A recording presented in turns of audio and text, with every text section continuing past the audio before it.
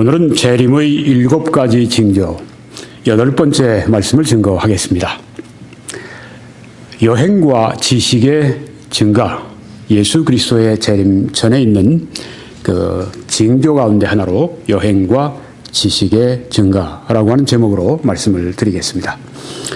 칼 존슨은 재림의 7가지 징조를 이렇게 말했습니다. 첫째, 이스라엘의 팔레스타인 땅의 귀환. 이것은 1948년에 성취가 됐습니다.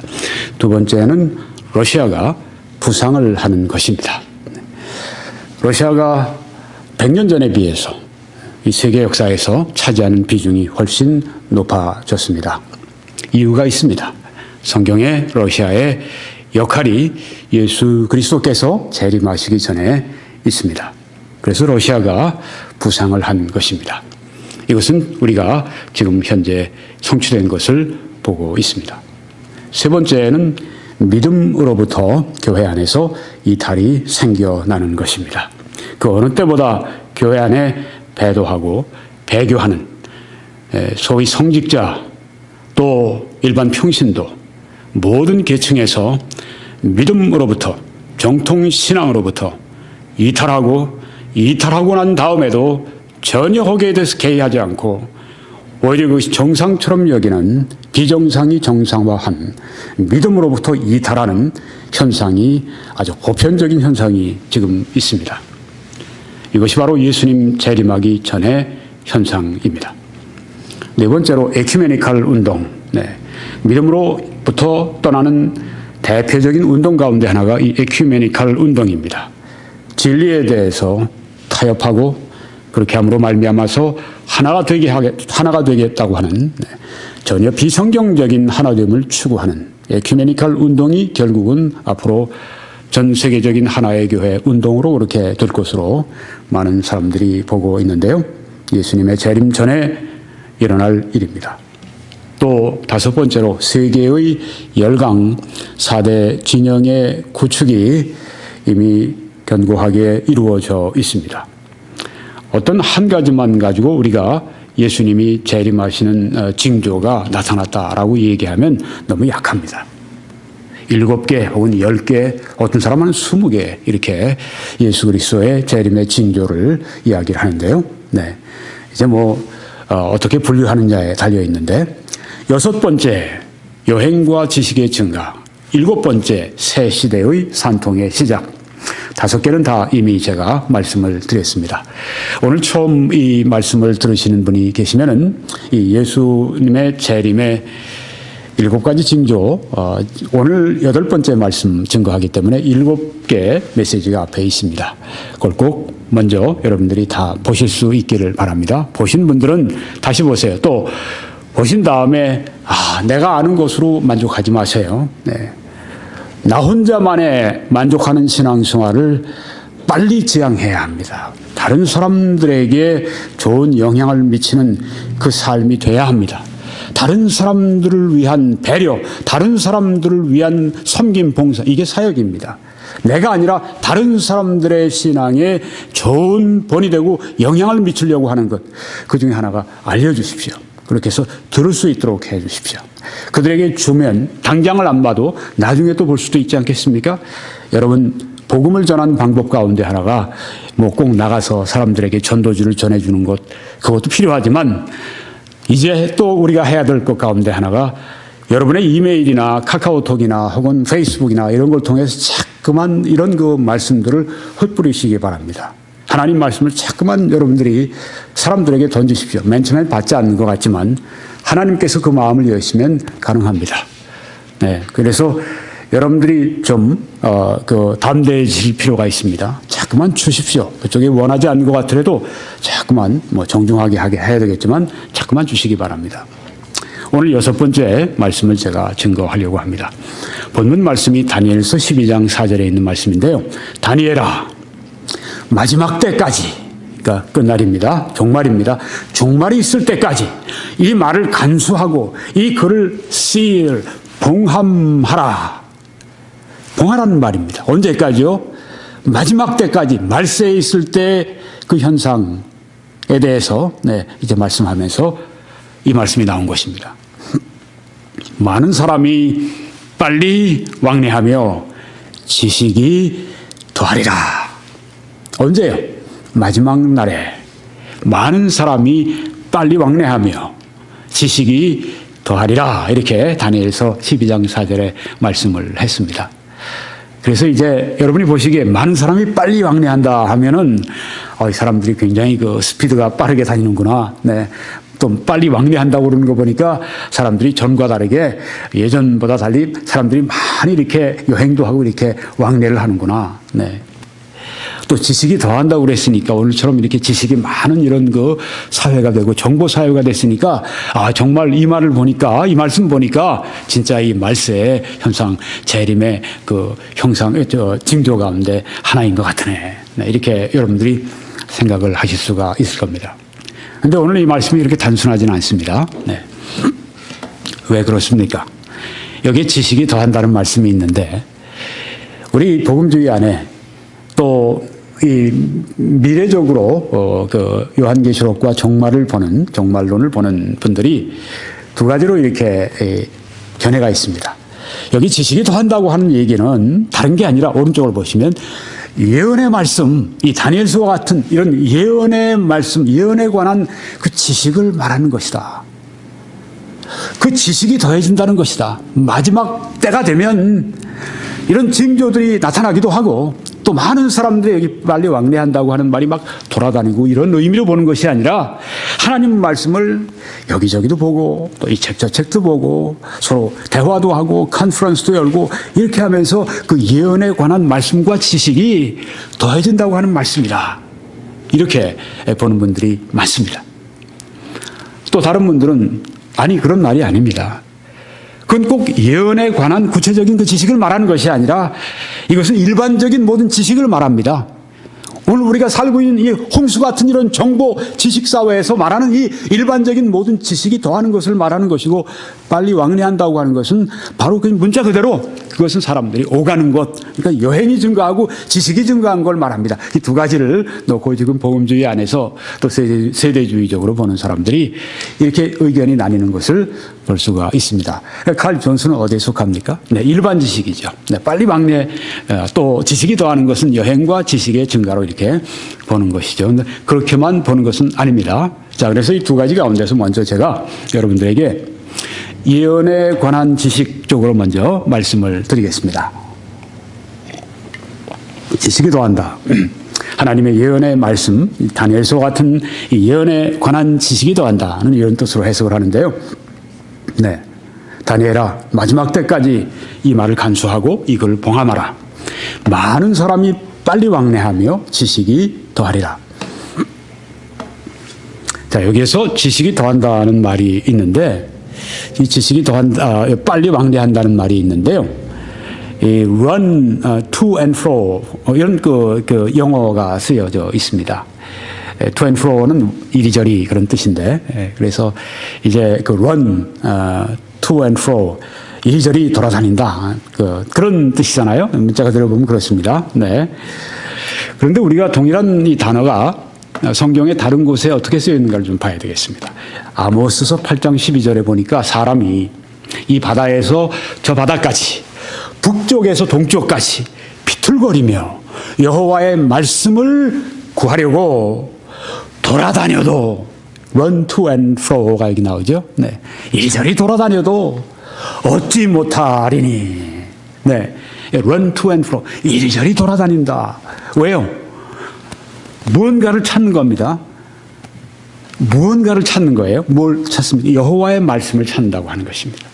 그러니까 지식이 더한다는 그 말씀은 또 사람들이 그것을 찾으려고 이렇게 왕래한다고 하는 것은 바로 여기에 말하는 것처럼 하나님 말씀을 구하려는 그 노력을, 말씀을 찾는 노력을 여기 말하는 것이다. 뭐 사람이 진짜 뭐 빨리 달리고 뭐 차를 타고 다니고 비행기를 타고 다니고 그렇게 뭐 이리저리 돌아다니고 그런 의미가 아니라 여기 있는 것처럼 여호와의 말씀을 찾는 그 노력을 여기에 말하고 있다. 이렇게 이 성경과 비교해서 보는 것입니다. 그러니까 성경을 이해하려고 하는 거죠. 예, 여기 돌아다녀도 아까는 우리가 사람들이 빨리 왕래한다고 이렇게 우리말로 번역을 했는데 여긴 또 돌아다녀도 번역을 했습니다. 왕래하는 거나 돌아다니는 거나 마찬가지입니다.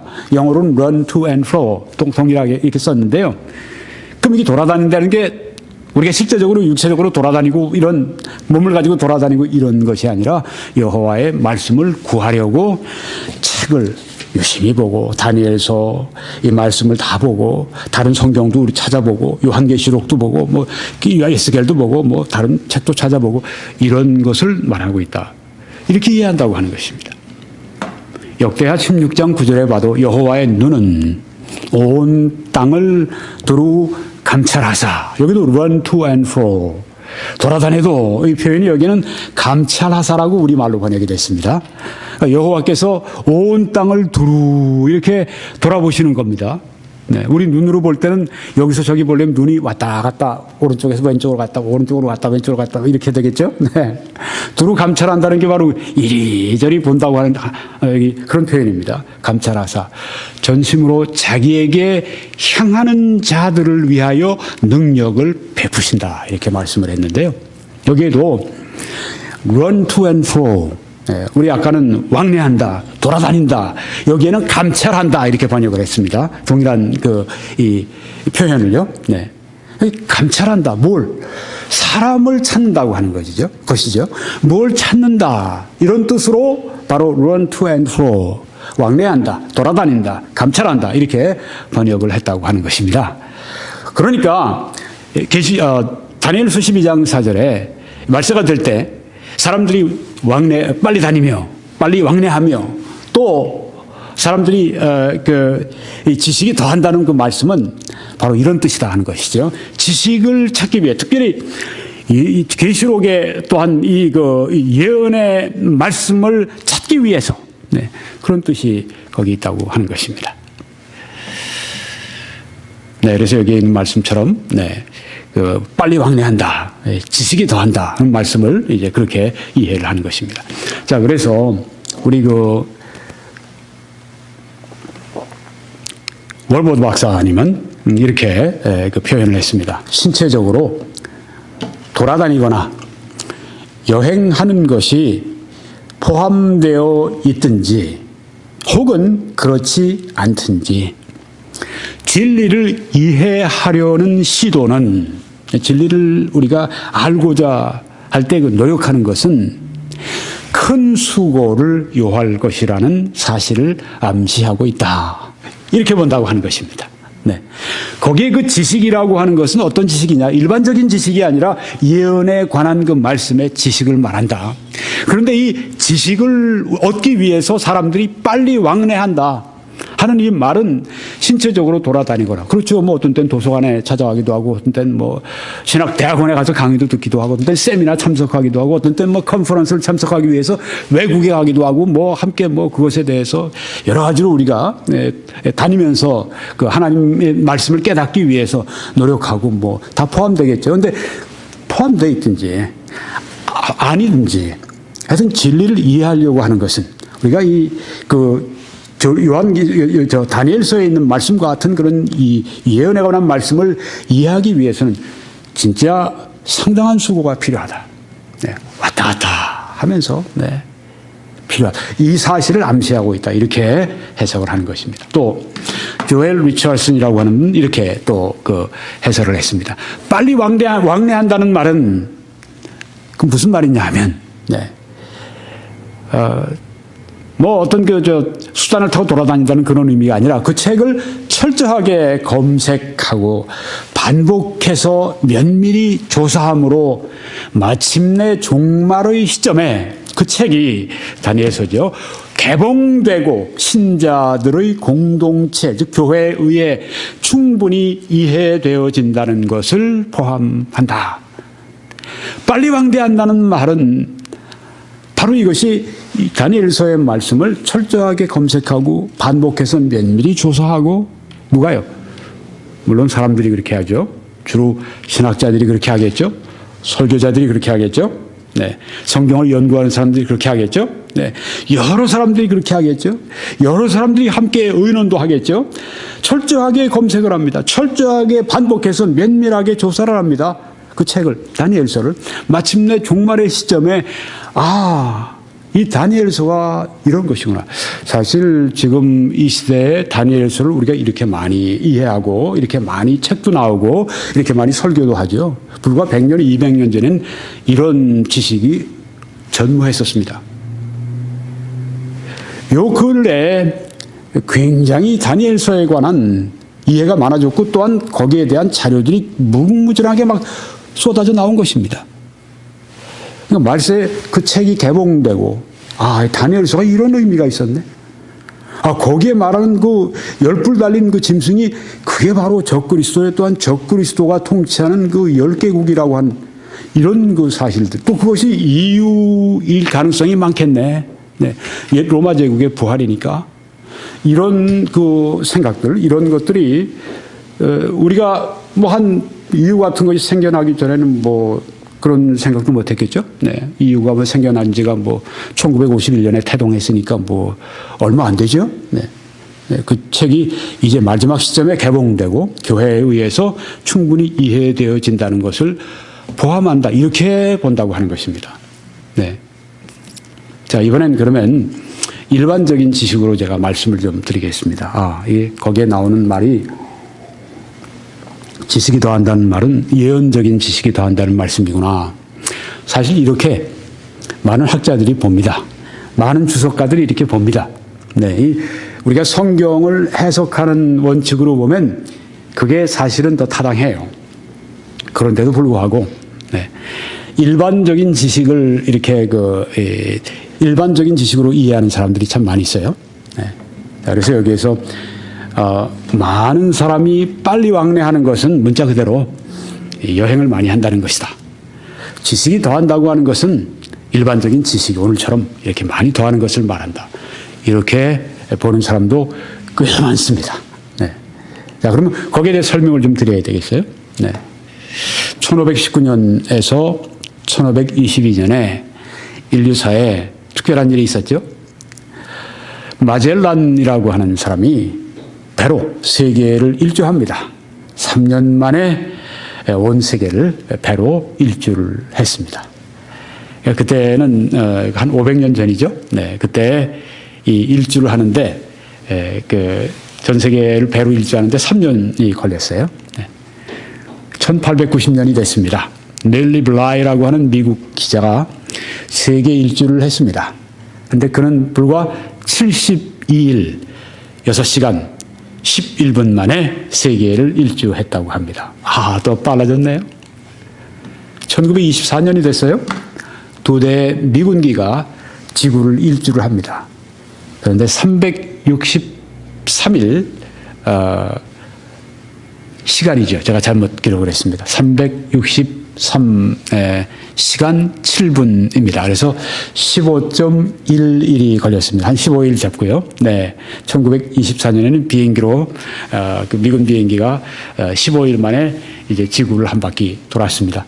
3년보다 75일보다는 한결 나아졌어요. 15일. 그 다음에 얼마 지나서 1933년에 윌리 포스트라고 하는 사람이 최초로 비행기로 세계 일주를 했습니다. 단독 비행입니다. 이번에는 7일이 걸렸습니다. 7일 18시간 49분, 어림잡아 한 8일, 네. 8일이 조금 안 됩니다. 네. 이렇게 더 빨라졌습니다. 그런데 1949년이 돼서 미국의 폭격기 이름이 럭키 레이디 2, 네. 이런 그 이름을 가진 비행기가 넌스톱으로 이 세계를, 이 지구를 돌았습니다. 한 바퀴 빙 도는데, 넌스톱 하기 위해서 이제 공중급유를 4차례나 받았다고 그래요. 네, 그렇게 하면서 이제 돌았는데, 94시간 만에 이제 그 지구를 돈 겁니다. 3일이 조금 안 돼요. 네. 4일이 조금 안 돼요. 3.91이니까요. 네. 자, 3년 걸리던 게, 이제는 4일이 채 걸리지 않는 그런 시점이 됐는데 이거로 사람들이 끝나지 않았죠. 1962년에 미국의 우주인 존 글렌 주니어가 지구 궤도를 우주선을 타고 일주하는데 지구를 한 바퀴 도는데 1시간 30분밖에 걸리지 않았습니다. 그 거리가 19,200km를 그렇게 돌았습니다. 500년 전에 3년을 걸리던, 네, 이 지구 궤도면 지구 표면보다 높으니까 더 넓은 거리를 이렇게 지구를 돌았는데 1시간 반에 그 지구를 한 바퀴 돌았다고 하는 것입니다. 진짜 사람들이 빨리 왕래한다고 하는 이 이야기가 일반적으로 보면 참 아주 오늘 이 시대에 이루어진 것이죠. 사람들이 보통 걸으면서 많이 이것저것을 다녔는데 오랫동안입니다. 빨리 사람들이 다닌다면 말 타고 달리는데 1시간에 잘 달리면 40km, 48km를 달린다고 그래요. 네, 여기 말이 있습니다. 말 타고 사람들이 달리는 것, 네.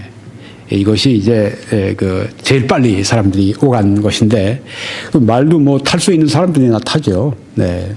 말이 있는 사람들이나 타죠. 대부분의 사람들은 그냥 걸어다니면서 그렇게 지냈습니다. 그런데 놀라운 사건이 일어났죠. 자동차가 발명이 된 겁니다. 이건 그러니까 최신형 자동차지만은 자동차는 처음 발명이 1886년이었다고 그래요. 그때 이제 벤츠라고 하는 칼 벤츠라고 하는 독일인이 자동차를 발명한 것으로 이렇게 알려져 있는데요. 네.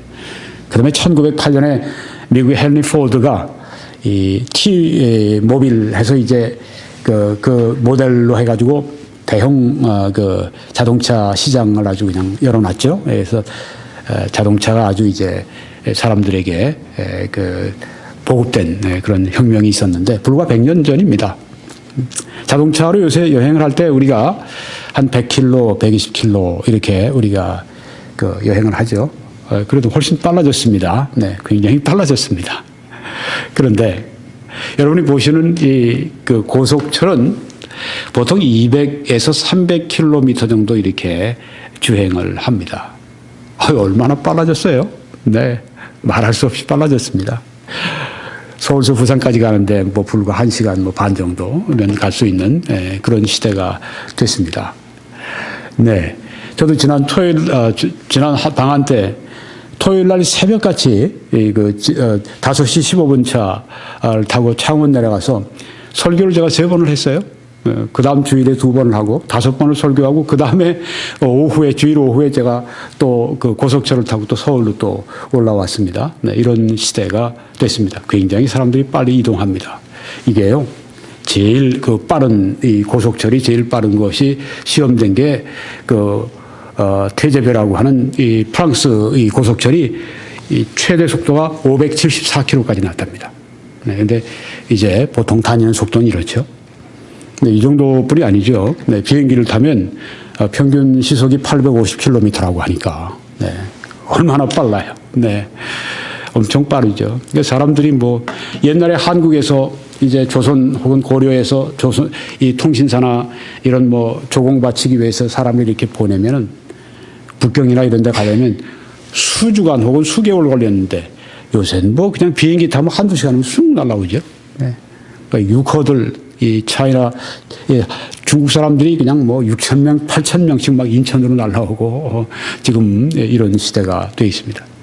그런데 여러분 이 정도가 아닙니다. 얼마 전에 보니까 며칠 전에 보니까 이런 게 나타났어요. 하이퍼루프라고 하는 미국에서 실험을 마쳤습니다. 시간당 1200km가 간답니다. 이게 그 음속의 속도인데, 네, 이 속도로 이제 그 어떤 튜브 같은 데다가 저런 아주 날렵한 고속철 같은 저런 게 이제 거의 날아가는 속도죠. 뭐 1200km면 뭐 비행기보다 속도가 더 빠르니까. 하여튼 땅에서 제일 빨리 달릴 수 있는 게 아마 이 속도인 것 같아요. 이게 2018년이 되면 상용화가 된다니까. 네. 이걸 만약에 서울에서 부산까지 깔아놓게 되면은 불과 16분이면 서울에서 부산에 도착을 한답니다. 서울에서 탁 앉아서 이메일 한 몇 개 읽어보면 도착하는 거예요. 차 한 잔 마시면 부산에 도착하는 거예요. LA에서 샌프란시스코까지는 불과 30분이면 주파한답니다. 지금 여러분에게 보여드린 이 하이퍼루프라고 하는 것이요. 네. 또 빨리빨리 좋아하는 한국인들이 이거 가만 놔두겠어요? 네. 곧 하이퍼루프 해야 된다 하면서 이제 누군가가 나오게 될 거고 아마 한국에서도 곧 이런 것들이 실용화 단계에 들어갈지 모르죠. 네. 사람이 제일 빨리 다녔던 기록이 이겁니다. 여기 보시는 이 콜롬비아 그 우주선인데 이게 이제 궤도로 가기 위해서는 그 속력이 그때 시속 28,968km가 된다고 그래요. 얼마나 빠릅니까? 네. 하여튼 그 대기 중에서 벌써 1962년인가에 미국에서 실험을 했어요. 그거 지금도 비디오에 다 떠 있습니다. 동영상이. 시속 7,200km로 날아가더라고요. 와. 다른 비행기들이 무척 빠른 비행기들이 함께 따라가는데 제가 그 동영상을 보니까요. 이게 보잉 같은 데다가 올려놓고 옆에 달아놓고 날개에 달아놓고 그다음에 어느 정도 올라간 다음에 그다음에 거기서 발사를 해서 나가는데요. 빨리 가는 그 제트 비행기들이 쫙 날아가는데 이놈이 탁 공중에 떠서 날아가기 시작하니까 다른 것들은 이렇게 가는데 이건 슉 가더라고요. 시속 7,200km. 어휴, 비행기 속도의 거의 9배 속도. 사람들이 얼마나 빨리 왕래합니까? 사람들이 빨리 왕래하며. 이게 지금 이루어졌습니까? 이루어지고도 남았죠. 지식이 더한다는 말씀이 있습니다. 지식이 아주 더하는 정도가 아니죠. 지식이 폭발적으로 증가를 하고 있죠. 교육기관이 얼마나 많습니까? 대학교가 얼마나 많아요? 대학원도 얼마나 많습니까? 석박사 받은 사람이 요새 얼마나 많습니까? 학원들이 얼마나 많습니까? 또 연구소가 얼마나 많아요? 정부 출연 연구소, 또 기업 연구소가 얼마나 많습니까? R&D, 네. Research and Development. 이 기술 연구하기 위해서 얼마나 많이 돈을 이 기업들이 쏟아붓습니까? 요새 그 R&D에 의해서 기업의 장래가 흥망성쇠가 결정이 되는 판이니까 연구소에서 뭐 얼마나 많은 그것 때문에 그 평생을 박사 공부하던 사람들이 또 평생을 또 그 연구소에서 바치지 않습니까? 이런 연구소들이 얼마나 많은 지식을 지금 산출해냅니까? 대중매체들, TV, 라디오, 뭐 이런 케이블 채널 이런 것들이 얼마나 많이 지식을 쏟아냅니까? 혹은 뭐 신문, 잡지, 컴퓨터를 보세요. 컴퓨터가 뭐 15개월 혹은 뭐 18개월 혹은 이 컴퓨터의 그 기술이 2배씩 증가한다고 그러죠. 뭐 무어의 법칙인가 뭐 해가지고요. 이 컴퓨터는 인공지능과 같은 것인데 이게 계속 무서운 속도로 막 이렇게 진화를 합니다. 그러니 얼마나 이 지식이 폭발하겠어요. 인터넷은 어떻습니까? 이젠 뭐 웬만한 지식들 인터넷에 들어가서 뭐 그중엔 쓰레기 같은 지식도 많아요. 네, 그렇지만 또 좋은 지식들도 거기에 얼마든지 있습니다. 검색하는 능력에 달려 있어요. 네, 얼마나 검색할 수 있는 분별력이 있느냐. 이게 오늘은 더 중요합니다. 인터넷 검색하는데 인터넷 얼마나 많이 이 지식을 또 유포합니까? 정보 매체들 페이스북, 트위터, 뭐 이 소셜 네트워크 삽시간에 퍼져나가지 않습니까? 네. 선거도 요새는 소셜 네트워크를 이용해서 하면 굉장히 아주 효과를 발한단 말이죠. 뭐 스마트폰, 뭐 셀폰, 뭐 GPS 같은 것이 또 얼마나 많이 또 각국에서 뛰어나서 이 지구상에 있는 모든 일을 얼마나 우리들에게 소상히 알려주고 있는지. 얼마나 많은 책들이 나옵니까? DVD, 뭐 CD 이런 것으로 그냥 계속해서 지금 또 책도 그 정도가 아니라 전자책으로 또 나오죠. 네, 그러니까 뭐 지식은 폭발합니다. 또 정보 모임이 있습니다. 그래서 뭐 심지어 이 학부모들끼리 어머니들끼리 모여서 자식들을 어떻게 좋은 대학에 보내는가 서로 정보 교환하는 모임이 또 있습니다. 뭐 정보 모임이 곳곳에 있습니다. 설교자들은 설교자들끼리 모여서 목회 정보 교환하고 설교에 어떻게 잘할까 그거 뭐 어떤 이런 정보를 위한 그 모임들이 얼마나 활성화되어 있습니까? 도서관은 또 얼마나 많습니까? 지식이 더하리라. 오늘같이 이렇게 지식이 더하는 때가 어디 있겠습니까? 지식이 폭발적으로 증가합니다. 네. 그래서요 여기 있는 이 말씀을 많은 사람이 빨리 왕래하고 지식이 더한다는 이 말씀은요. 우리가 어느 쪽으로 봐도 다 이루어졌습니다.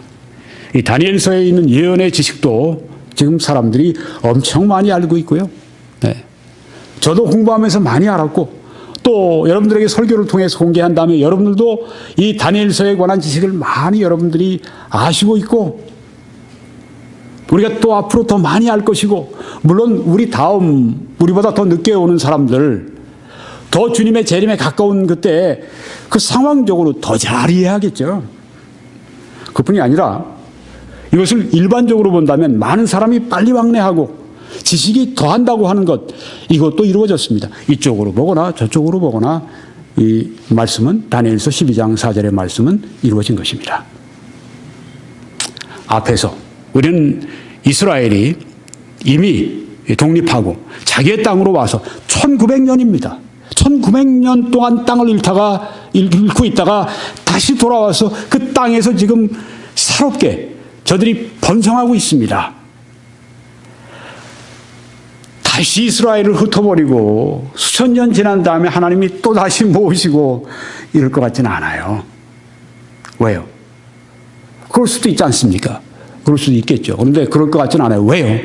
다른 증거들이 또 있기 때문에. 러시아가 부상을 하고 있죠. 네. 또 러시아의 부상뿐입니까? 중국의 부상이 있죠.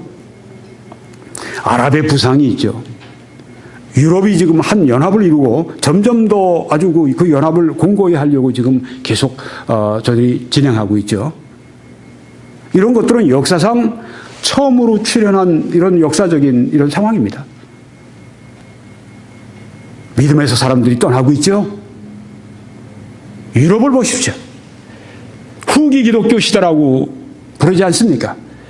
그리고 지금 미국도 후기 기독교 시대로 들어갔고, 여기 캐나다는 더 빨리 진전했고, 한국도 조금 저짐이 보이는 것 같고, 사람들이 얼마나 많이 믿음에서 떠나갑니까? 이번에 제가 그 서점에 가서 서점 주인들을 좀 만나서 이야기를 했습니다.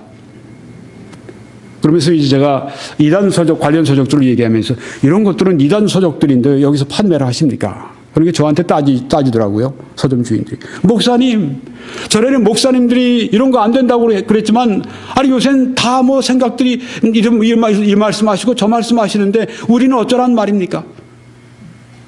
WCC 같은 것도 전에는 거의 목사님들이 반대했는데 요새는 괜찮아. WCC 한국대회 하면서 그거 보편화되고 나니까 우리는 어쩌란 말입니까? 저한테 오히려 항의를 하시더라고요. 이렇게 사람들이 많이 떠나가는 것입니다. 그리고 자기가 정상이래요. 그러면서 하는 얘기가, 예전 그 신앙 그대로 믿겠다고 하는 사람들은 당신들은 펀더멘털리스트야. 근본주의자야. 믿음이라고 하는 것도 세상이 바뀌면 바뀌어야지. 문화가 바뀌고 교육 수준이 높아지면 그만큼 돼야지. 옛날에 교육 수준이 낮고 문화 수준이 그런 때 믿는 그대로 믿으면 되겠어? 이러면서 성경 말씀, 영원한 말씀, 이 말씀대로 믿는 사람들을 우습게 본단 말이에요. 그리고 똑똑한 체하고 교육을 많이 받았으니까 이렇게 했다고 하고, 아니, 교육 많이 받은 사람들이 다 그렇게 믿습니까? 그렇게 믿어요? 프랜시스 셰이퍼 같은 그런 아주 시대의 사상가들이 교육 못 받은 사람들이어서 하나님 말씀 그대로 믿습니까? 노먼 가이슬러 같은 대석학이, 아니, 성경 말씀, 이 말씀 하나도 오류가 없는 말씀이라고 믿는 것이 옛날에 2000년 전에 혹은 500년 전에 믿던 그 믿음의 선조들이 믿는 것과 동일하게 믿는다고 그래서 그분이 그러면 그 지식이 없는 사람의 천만에 그런 말하는 사람들보다 훨씬 더 많이 공부하고 훨씬 더 많이 아는 사람들이에요. 무슨 얘기를 하려고 하는 겁니까? 여러분, 이처럼 많은 사람들이 믿음에서 떠나고 WCC 운동 같은 것이 하나의 대표적인 현상 가운데 하나입니다. WCC 운동에 속한 사람들이 다 잘못된 건 아니에요. 개인적으로 좋은 사람들도 있어요. 네. 단체의 문제를 지금 말씀드리고 있는 것입니다. 단체에 가입하지 않는 것이 좋습니다. 자, 그리고 지금 오늘 우리가 여기 있는 이 말씀이 있는 것입니다. 이런 것들이 볼 때 예수님의 재림이 임박했습니다. 그렇게 말할 수 있습니다. 그런데 예수님의 재림이 얼마나 임박했느냐, 사람들이 여기에 관심이 있거든요. 언제 예수님이 오시냐, 아니 한 10년 안에 오시느냐, 네. 아니면 5년 안에 오시느냐, 사람들이 굉장히 시기에 대해서 민감한 관심을 가지고 있습니다. 그런데 예수님의 재림에 관한 공부를 하는 것은 그것보다 더 중요한 게 있습니다. 뭔가 하면 예수님의 재림이 분명히 있다고 하는 것입니다. 이게 더 중요해요. 이런 현상들이 다 뭘 말하는가? 언제 오시는데 그것보다도 재림하시는 게 중요하다고 하는 겁니다. 또 재림하시면 나와의 개인적인 그런 그 관계가 있잖아요. 내가 재림하시는 예수님, 내가 어떻게 맞을 것인가. 어떤 사람들, 아마 대부분의 사람들이 그럴 겁니다. 저도 아마 그럴지 몰라요. 예수님의 재림이 있기 전에 제가 먼저 천국으로 부름받아서 가게 될지 모릅니다. 그럼 하나님을 뵈야 돼요. 대부분의 사람들이 하나님을 우리가 예수님의 재림을 통해서 뵈는 것보다 우리의 개인적인 종말을 통해서 더 빨리 본다고 하는 것입니다. 하나님을 만날 준비를 해야 됩니다. 전도서에 말씀한 것처럼 네 하나님 만나기를 예비하라고 말씀했습니다. 하나님 만나는 것이 예비돼야 합니다. 준비돼야 합니다. 재림에 관한 말씀을 증거하는 것은 언제 오시느냐, 이 시기에 대해서 뭐 흥미거리가 있어서 얘기하는 것이 아니라 재림은 확실히 있다고 하는 것입니다. 성경에 364번이 언급이 되어 있습니다. 이 신약성경에는 갈라디아서는 완전히 율법과 은혜에 대한 말씀이니까 그건 뭐 주제가 그런 거고, 요한 2서 3서 빌레몬서 같이 작은 성경들 빼고는 신약성경 전체에다 이 예수 그리스도의 재림에 관한 말씀이 나와 있단 말입니다. 예수님의 처음 오시는 초림보다 예수님의 재림에 관한 말씀이 2배나 더 많이 언급이 되어 있습니다. 예수님이 처음 오신 것, 베들레헴에 오신 것, 2000년 전에 오신 것 믿지 않는 사람이 믿는 사람, 이 신자들 가운데, 성도들 가운데 어디 있습니까? 그거보다 더 강조한 게 예수 그리스도의 재림이고, 우리가 지금 상황을 보게 될 때 이런 상황들이 마치 퍼즐을 맞추는 것처럼, 이 모자이크를 맞추는 것처럼 이게 지금 한 개 하는 게 막 들어맞으면서 이 현상이 예수님의 그 오시는 그 모습이 이렇게 나타난단 말이에요. 시기가 중요한 것보다 오신다고 하는 사실이 중요합니다. 오시면 또한 우리가 하나님을 만나게 되면 준비가 됐냐고 하는 것입니다. 예수님의 재림을 대비해야 됩니다. 그 방법은 말씀드렸습니다. 거룩한 삶을 살아야 합니다. 하나님의 뜻대로 사는 것이 거룩한 삶입니다. 성령의 능력으로 살아가는 삶이 거룩한 삶입니다. 그리고 하늘에 보물을 쌓아두는 삶을 사셔야 합니다. 여러분의 재능이 여러분만 위해서 쓰여지면 하늘의 보물을 쌓는 것이 아닙니다. 그것이 하나님의 뜻과 하나님의 사역을 위해서, 주의 몸된 교회를 위해서 쓰여질 때만 하늘에 보물을 쌓아두는 것이 되는 것입니다.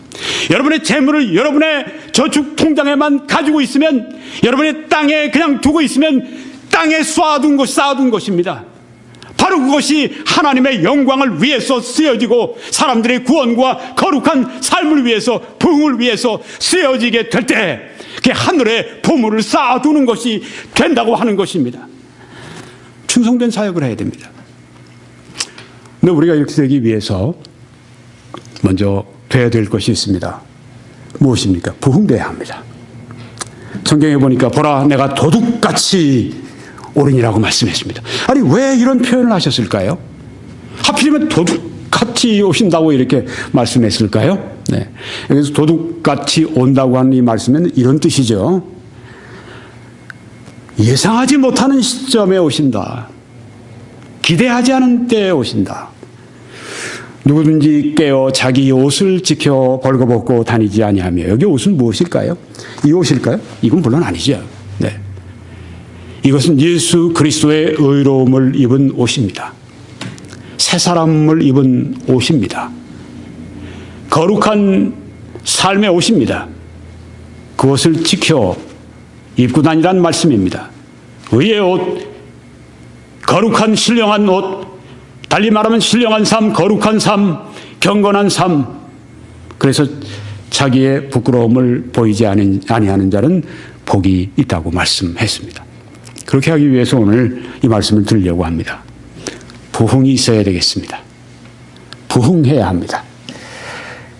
이 부흥을 사람들이 오해를 하는데요. 부흥은 무엇인가? 우리 성경에 말하는 심령의 부흥이라고 하는 것은 내 심령이 소생하는 것을 말합니다.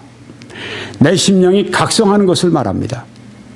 하나님의 것에 대해서 내 마음이 뜨거워지고, 하나님의 것에 대해서 내 영혼이 생생하게 살아있고, 하나님이 주신 그 가치가 나의 중요한 가치가 되어 있고, 내 삶이 하나님의 뜻의 하나님의 뜻을 중심으로 살고 있고, 이것이 바로 부흥된 삶의 모습입니다. 부흥은 하나님의 영이 우리 위에 임하심으로 말미암아서 우리 영혼이 소생하는 것입니다. 영적인 것에 대해서 깨어나는 것입니다. 그리고 영적인 것을 사모하고 영적인 것을 우리가 쫓아서 살아가는 삶이 부흥된 삶입니다. 어떤 사람은 신유를 경험하면 부흥을 했다고 그래요. 아닙니다. 신유가 부흥의 결과일 수는 있어요. 네. 그렇지만 부흥은 내 영혼이 소생하는 것입니다. 내 영혼이 주를 사모하게 됩니다.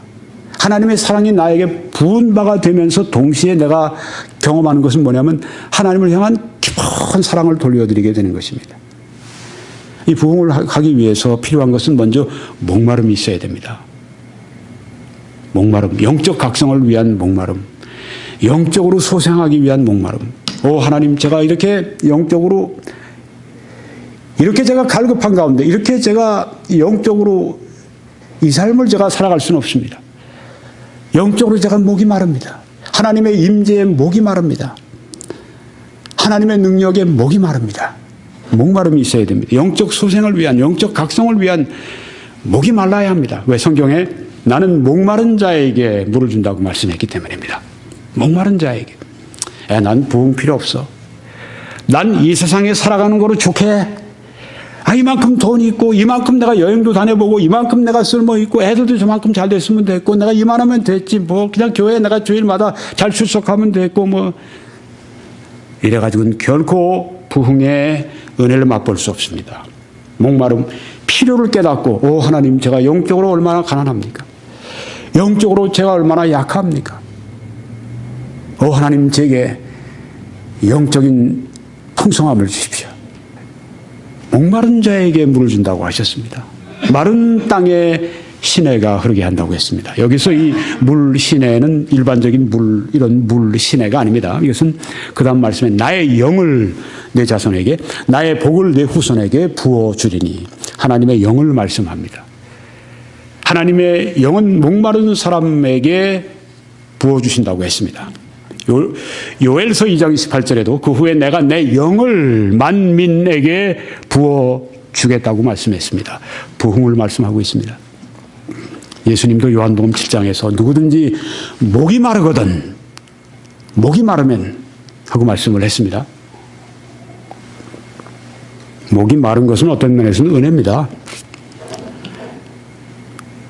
갈증을 느끼지도 못해요.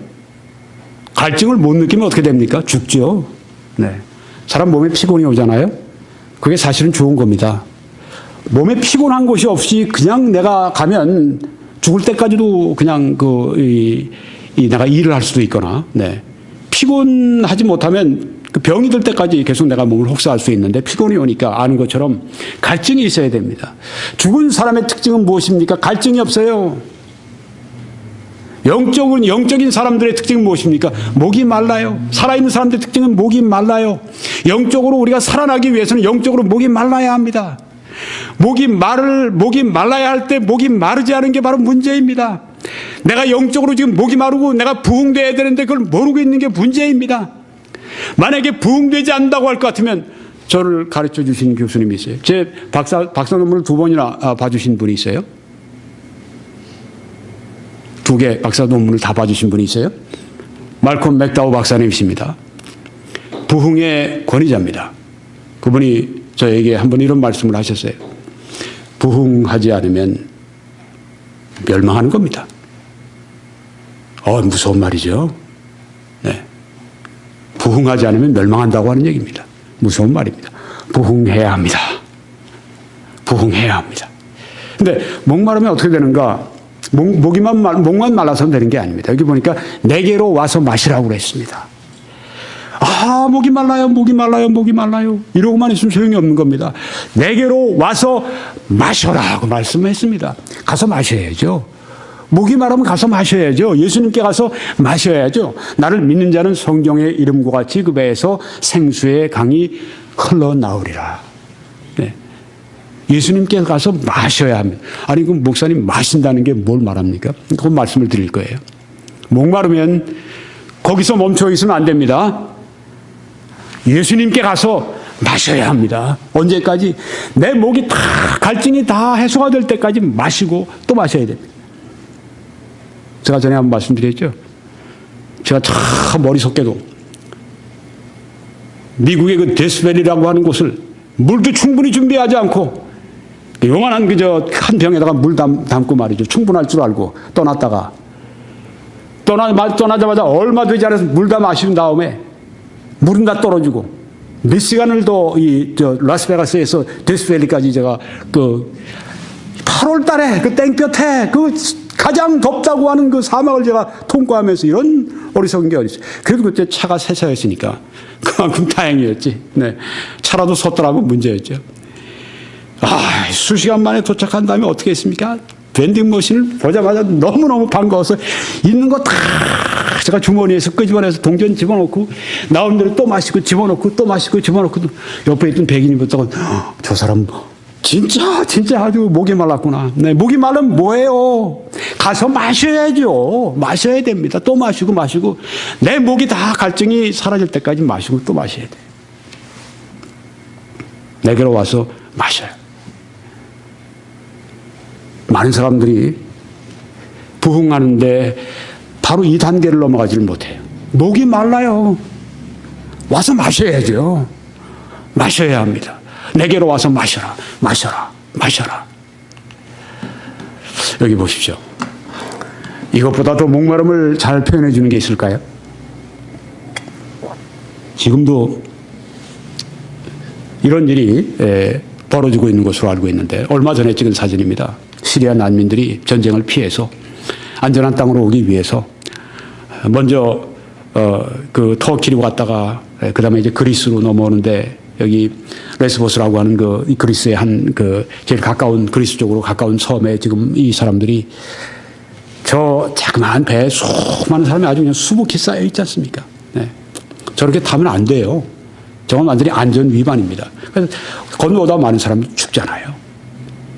그래도 안전과 평화와 생존과 더 나은 삶을 위해서 그 목마르기 때문에 저렇게 지금 사람들이 목숨을 걸고 오는 것입니다. 이게 목마름이에요. 안전에 대한 목마름이에요. 내 자녀를 이런 전쟁통에서 이 아이를 놔둘 수 없다. 내가 이 아이를 이 독일이나 이런 유럽으로 데려가서 캐나다로 데려가서 미국으로 데려가서 내 아이들을 살 수 있도록 그렇게 교육할 수 있도록 그렇게 해야 돼요. 아이들까지 데리고서 지금 이들의 그 목마름 한번 보십시오. 우리가 영적으로 이렇게 목마른가요? 목이 마르니까 일어나서 자기 고향을 떠나고 가진 고생을 감수하면서 지금 죽음도 감수하면서 지금 여기 바다를 건너는 이런 모습을 보지 않습니까? 이 목마름. 이렇게 온 사람들, 죽는 사람도 있지만 어떤 사람들은 결국은 원하는 대로 유럽 같은 그런 나라에 가서 자기들 원하는 삶을 시작할 수가 있겠죠? 이 목마름. 얼만큼 목마르십니까? 정말 이렇게 행동으로 예수님께 나가서 마실 만큼 목마르세요? 이게 중요합니다. 우리가 부흥을 위해서 하나님께 목이 마른데 얼만큼 목이 마른가? 조금 목이 마르면 조금 우리가 하려고 그러다가 주저앉을 거예요. 그렇지만 목마름이 아주 심하면 내가 이렇게 있을 수 없다. 내가 가서 마셔야 되겠다. 목숨을 걸고 그 목마름을 채우기 위해서 가지 않습니까? 바로 이런 목마름이 우리들에게 필요합니다. 이 교회사에서 부흥이 일어날 때 보면 그런 목마름이 있었어요. 어떤 사람들이 한 사람이든 두 사람이든 혹은 그 이상의 사람이든 목마름을 가지고 하나님, 우리 이 영적으로 이 목마름 가운데 이 갈증 가운데 살 수가 없습니다. 하나님이 목마름을 채워주세요. 꼭 자기들의 문제만이 아니라 그 지역사회나 교회나 혹은 더 큰 한 그 국가의 교회들을 놓고 목마름을 가지고 기도하는 겁니다. 존 낙스가 그렇게 목마랐던 것이 바로 이것입니다. Give me Scotland or I die 라고 했던 그 목마름이, 하나님 저에게 스코틀랜드를 주십시오. 아니면 제가 죽습니다 라고 하는 죽기까지 목마름. 만약에 우리가 이런 그 목마름을 가진다면 부흥이 올 것입니다. 그렇죠? 행동으로 옮길 수 있는, 가서 마실 수 있을 만큼 목말라야 돼요. 이런 목마름이 있습니까? 이 목마름이 그만큼 있다고 하는 건 하나님의 큰 축복이 있다고 하는 겁니다. 은혜가 있다고 하는 겁니다. 어머니 한나가 그런 목마름이 있었지 않습니까? 여기 보니까 사무엘상 1장 10절에 한나가 마음이 괴로워서 여호와께 기도하고 통곡하며, 이게 한나의 목마름을 보여주는 것입니다. 아들에 대한 그 아들을 받기 원하는 그 목마름이 여기 있어요. wept in anguish라고 했습니다. 아주 그 고통 가운데 하나님 앞에 번민 가운데 우는 것입니다. 이게 목마름이에요. 이런 목마름. 그와 여호와 앞에 오래 기도하는 동안에 오랫동안 기도합니다. 그런데 이제 기도를 울면서 하다가 또 기도하다가 입만 이렇게 입술만 조아리는, 마음으로 기도하고 입술만 조아리는 기도를 할 때 엘리 제사장이 보고 이 여자가 술 주정을 하고 있나? 그래가지고선 술 마시지 마라, 여기서. 그런데 여기 한 말이 이겁니다. 내가 지금까지 말한 것은 나의 원통함과 격분됨이 많기 때문입니다. Out of the abundance of my complaint and grief. 내 안에 원통함과 내 안에 슬픔이 너무 많아서 이렇게 기도하고 있는 것입니다. 이런 건 목마름. 하나님께서 놀라운 응답을 주시죠. 사무엘을 주셨습니다. 여기에서 지금 어머니 한나가 기도한 것이 참 놀라워요. 하나님 아들 주시면 이 아들 대통령 삼겠습니다. 그런 기도가 아니었습니다. 아들 주시면 머리에 삭도를 대지 않겠습니다. 그 말은 일평생 하나님께 바치겠습니다. 이런 기도였습니다. 참 놀랍죠? 네. 하나님의 영광을 위해서 나에게 주시는 자녀를 바치겠습니다. 이런 기도를 하나님이 왜 마다하시겠습니까? 하나님의 영광을 위한 기도인데요. 네. 우리가 아주 절실한 기도를 드리는데, 네, 이것이 하나님의 영광을 위한 기도라고 할 것 같으면 얼마나 참 하나님의 응답을 받기에 좋은 그런 기도가 아니겠습니까? 네. 여기 지금 이 어머니 한나는 하나님 앞에 막 아주 목말라서 기도하는 모습을 우리에게 보여주고 있습니다. 네, 목마름. 두 번째는 부흥을 위한 순종입니다. 부흥을 위해서 우리가 순종해야 합니다. 여기 보니까 사도행전 5장 32절에 우리는 이 일의 증인이요 하나님이 자기에게 순종하는 사람들에게 주신 성령도 그러하니라 하더라. 네, 순종하는 사람들에게 성령을 주신다 하고 말씀을 했습니다. 물론 예수님을 구주로 믿는 그 사람들에게 성령이 내주하시는 것도 말씀하지만은 여기에서 말씀은 그것뿐 아니라 우리가 하나님께 순종하는 사람들에게도 성령의 충만함을 주신다는 그런 말씀입니다.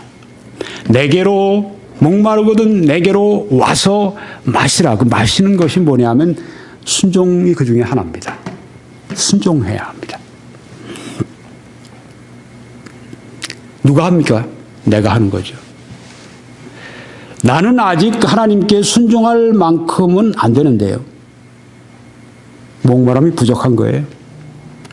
더 목말라야 됩니다. 황자가 성경에 나오는 비유가 있죠. 허랑방탕해서 아버지 재산을 가지고 미리 받아와서 다 쓴 다음에 홈리스 생활을 좀 했겠죠. 노숙자 생활을 좀 했겠죠. 이러다가 굶어 죽겠다고 우선 돼지치기를 했는데 돼지치기 하면서도 먹을 게 없으니까 돼지가 먹는 쥐염 열매나 먹고 있다가 그것도 먹어도 그 적은 거 가지고 배가 차지 않으니까 나 이러다가 굶어 죽겠다. 그때까지도 아직 목마름이 다 채워지지 않은 겁니다. 근데 그 자리에서 일어나면서 아니야, 내가 가야 돼. 내가 아버지께로 가서 아버지, 나는 아버지의 자식이라 일컬음을 받을 수 없습니다. 그냥 종으로 하나 써주세요. 그렇지만 저를 거둬주세요. 이런 마음으로 자리에서 탁 일어나서 아버지 집을 향해서 걸어가는 그거, 이 순종이죠. 아버지께로 가는 거. 네. 이만큼 목마름이 돼야 합니다. 부흥하기 위해서. 우리 심령이 부흥되기 위해서. 아버지께로 가야 합니다. 아버지의 뜻을 따라가야 합니다. 순종하는 사람들에게 주신 성령도 그러하니라. 여기 보니까 예수님이 나의 계명을 지키는 자라야 나를 사랑하는 자니 나를 사랑하는 자는 내 아버지께 사랑을 받을 것이요 나도 그를 사랑하여 그에게 나를 나타내리라 이렇게 말씀을 했습니다. 하나님 저를 돌아가게 해주십시오. 그 기도도 필요합니다. 네. 회개는 은혜니까요. 믿지 않는 자가 예수님을 구주로 믿고 회개하고 회개는 마음 바꾸는 거니까 마음 고쳐먹는 거니까 네. 마음이 고쳐먹는 건 언제 해야 될까요? 예수 믿을 때 해야죠. 네. 그것뿐이 아닙니다. 예수님 믿고 난 다음에 매일같이 해야 됩니다, 우리가. 마음 고쳐먹는 거, 왜 고쳐먹어요? 하나님 뜻대로 하지 않다가 하나님 뜻대로 가는 거, 내 뜻대로 가는 곳에서 이제 하나님 뜻대로 가는 거, 계속 마음 고쳐먹는 겁니다. 천국 가는 길은 마음 고쳐먹는 거예요. 왜요? 내가 완전하면 마음 고칠 필요가 없겠죠. 늘 완전치 못하고 늘 시험받고 늘 쓰러지고 늘 넘어지고 그러기 쉬운 우리 약한 인간이니까 마음 고쳐먹는 일을 잘해야 됩니다. 근데 마음 고쳐먹는 일도 쉽게 마음대로 안 되잖아요. 그 은혜가 필요합니다. 그러니까 하나님 아버지 마음 고쳐먹을 수 있게 해주세요.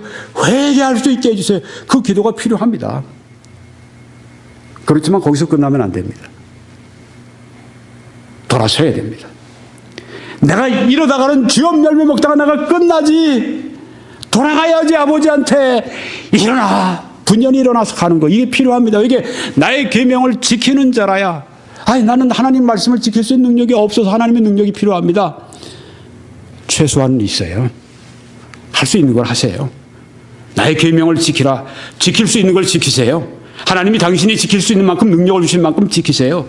그리고 더 하나님 앞에 열심을 가지고 하나님의 계명을 다 지킬 수 있게 해주세요. 나아가야 합니다. 내가 의지를 하나님께 바쳐야 합니다. 이게 중요합니다. 너희 지체를 의의 병기로 하나님께 바치라. 그렇게 해서 거룩함에 이르라고 말씀하지 않습니까? 나의 계명을 지키는 자라야 나를 사랑한다. 예수 사랑, 예수님 사랑합니다. 우리가 찬송하면서 눈물을 흘릴 수 있어요. 사랑의 증거 중에 하나입니다. 감정적인 증거입니다. 그렇지만은 여기서 말씀하는 이 뜻은 뭐냐? 의지가 중요한 거죠. 나의 계명을, 하나님의 계명을, 주의 계명을 지킬 때 주를 사랑하는 것입니다. 그러니까 내가 주님을 사랑합니다 하는 말씀은, 간증은 내가 주의 계명을 사랑하고 지킵니다. 그렇게 되는 것입니다. 나를 사랑하면, 예수님을 사랑하면 그 다음에 어떤 결과가 있는가? 내 아버지도 사랑하실 것이고 나도 그를 사랑한다고 말씀을 했습니다. 이 사랑은 그러니까 여기서 보니까 이제는 우리 편에서 먼저 하나님을 향한 사랑을 여기에 말씀하네. 네.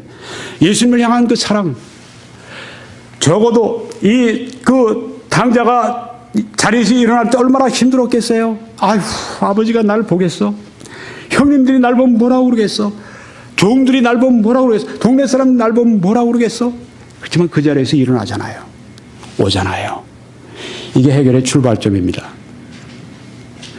가는 거, 나의 계명을 가지고 하나님께서 주신 말씀을 지키려고 노력하는 나의 의지가 필요해요. 순종하는 의지가 필요합니다. 바치셔야 합니다. 내 의지를 내놓으셔야 됩니다. 사탄이 그 끝까지 막고 끝까지 그렇게 하게 못하게 하려고 할 것입니다. 맡겨야 됩니다. 어디서 여러분이 떨어졌는지, 성경이 그러지 않습니까? 어디서 떨어졌는지 생각하고 회개하라. 거기서 돌아서라. 회개해야 됩니다. 회개해야 삽니다. 회개해야 내가 내 영혼의 목마름을 체험받을 수 있습니다. 여기 나를 나타내리라고 말씀하지 않습니까? 이것은 하나님의 임재를 말씀합니다. 하나님의 임재가 어떻게 오는가? 때로 전에 내가 기도도 하지 않고 있는데 올 때가 있어요. 아마 누군가가 그 사람을 위해서 기도한 결과일지 모릅니다. 대부분 하나님이 수단을 쓰시니까. 네. 근데 많은 경우에 내가 적극적으로 내 의지를 사용해서 순종하려고 할 때, 그때 하나님이 나타내시는 때가 많이 있습니다. 부흥사가 다 그렇잖아요. 어떤 사람들이 마음을 먹고 하나님의 말씀대로 살기 원합니다. 우리에게 부흥을 주시죠 하고 그 순종하는 의지를 가지고 계속 매달릴 때, 그때 나타내 주시잖아요. 그때. 마틴 로이드 존스 유명한 설교자는 이렇게 말씀했죠. 하나님을 알고 그분의 사랑을 알기 원하며 그분을 사랑하기 원하면 그분과의 관계에 집중할 것이고, 이것은 결국 순종으로 인도할 것이다. 당신은 하나님을 기쁘시게 해드리기 위해서, 그분을 가까이 하기 위해서 가능한 모든 것을 하기를 원할 것이다. 이 순종의 의지가 축복을 가져온다고 하는 것을 잊으면 안 됩니다. 잊으면 안 됩니다. 아브라함이 자식을 그 번제로 그 이삭을 바치라고 그 말씀하셨을 때 아브라함이 쉬웠겠습니까?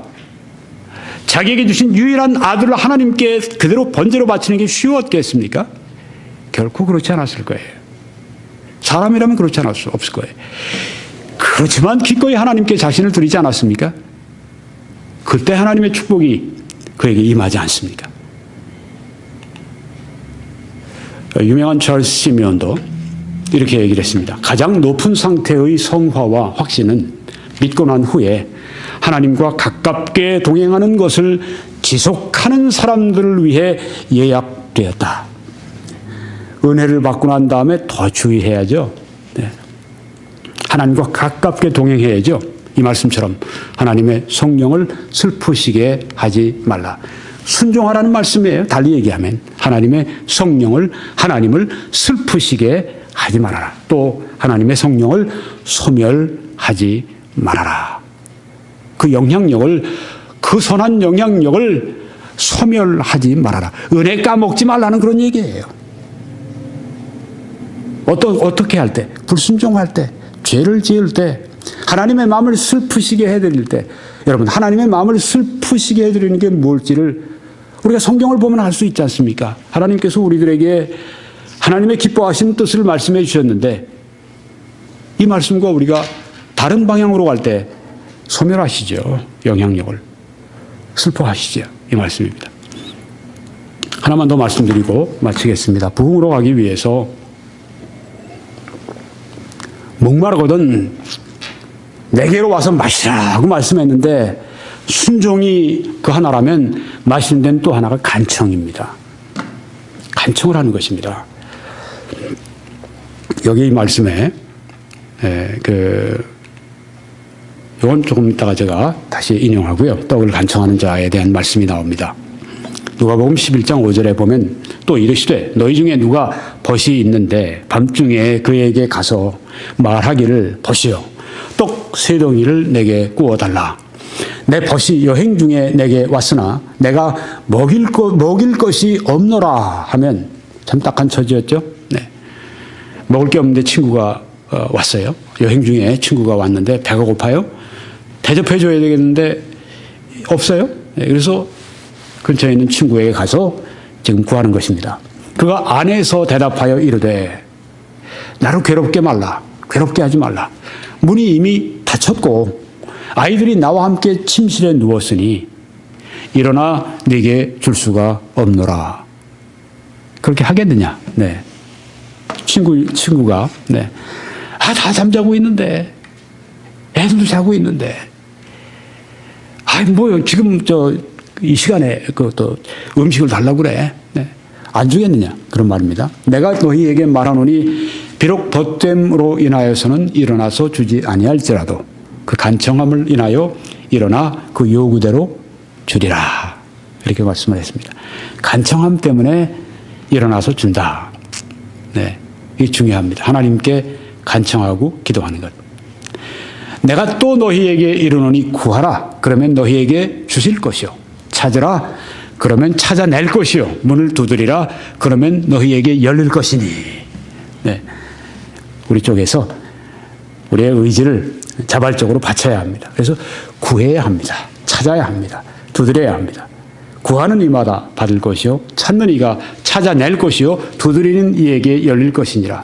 너희 중에 아버지 된 자로서 누가 아들이 생선을 달라 하는데 생선 대신에 뱀을 주며 알을 달라 하는데 전갈을 주겠느냐. 내가 너희에게 말하노니 비록 벗됨으로 인하여서는 일어나서 주지 아니할지라도 그 간청함을 인하여 일어나서 그 요구대로 주리라. 그리고 하신 말씀이 제가 아까 좀 전에 처음에 보여드렸던 말씀이 그것입니다. 너희가 악한 자라도 자식에게 좋은 것을 줄 줄 알거든 하물며 구하는 자에게 성령을 주시지 않겠느냐는 말씀입니다. 성령의 충만함, 성령의 영향력, 성령의 감화와 능력을 위해서 우리는 간청해야 합니다. 목마르거든 먼저 목이 말라야 합니다. 내게로 와서 마시라고 말씀했습니다. 예수님께서 순종해야 합니다. 또한 간청해야 합니다. 언제까지? 주실 때까지죠. 네. 일어나서 네 그 소용대로 주리라 하는 말씀처럼 주실 때까지 우리가 구하는 것입니다.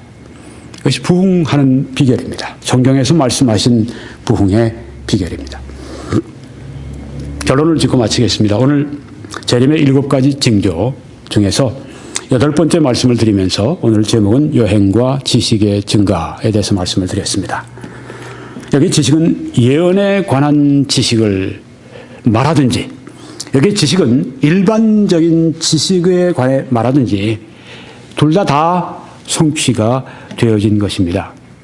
그래서 그리스도의 재림의 징조 6번째는 어느 쪽으로 봐도 이미 다 성취가 된 것입니다. 재림을 준비해야 합니다. 이제 여러분들께서는 www.21church.com으로 들어오셔서 혹은 유튜브에 김홍기 목사 이렇게 쓰시고 다른 설교 한 330개 정도가 올라가 있습니다. 시청하시면서 특별히 또 이 재림에 관한 메시지는 8개까지 지금 준비가 되어 있습니다. 시청하시면서 여러분이 들으실 때 하나님께서 여러분들을 크게 축복하시고 은혜 주시길 축원합니다. 아멘.